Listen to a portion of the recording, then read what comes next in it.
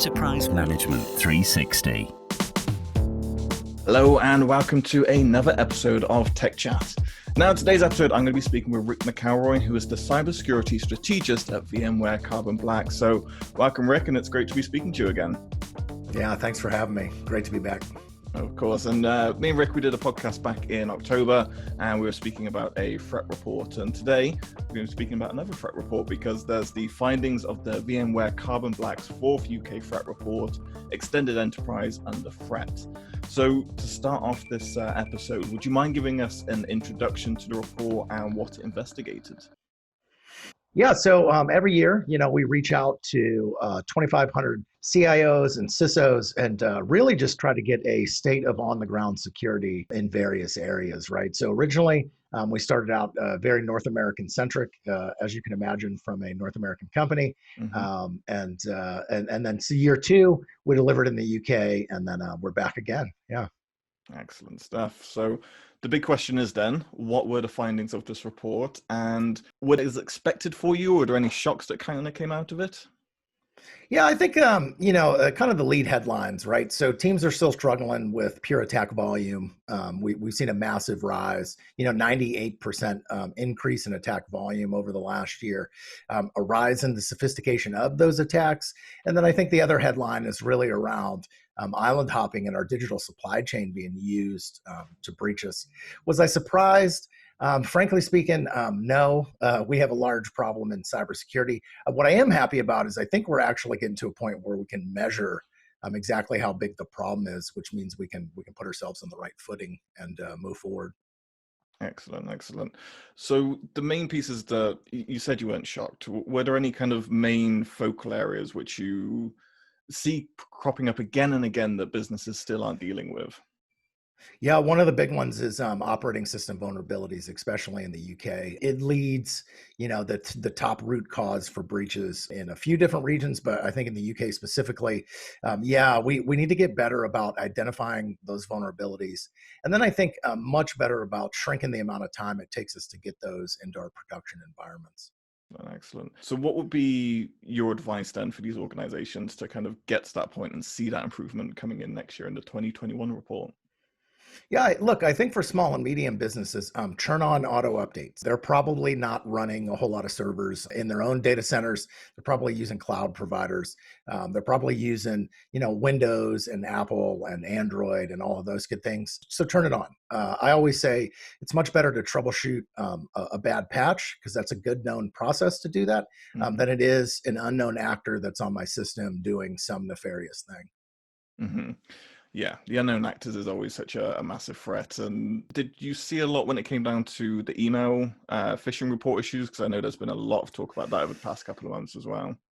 Yeah, I think 93% of respondents said that there was a increase in malware related to COVID-19 and then certainly phishing attacks. The FBI is currently reporting a 400% increase globally from those. And what does that really mean? Criminals are always going to take advantage of a disaster to try to scam people, to try to get data and do those things. And when you have a massive global compelling event, it just gave them a larger pool of people to pick on, to be frank. Yeah.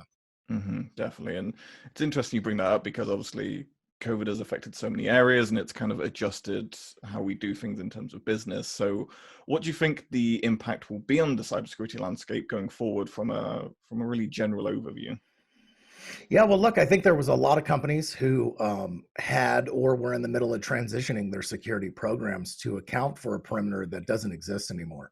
So I think for the rest of the organizations, the security teams, information technology teams are now realizing the perimeter is really that endpoint, wherever your customers go, wherever your users go, and you got to drive security down there. So I think. But by and large, it just broke a lot of compliance and security models for a while, and the teams are moving to retrofit that as the lockdown extends.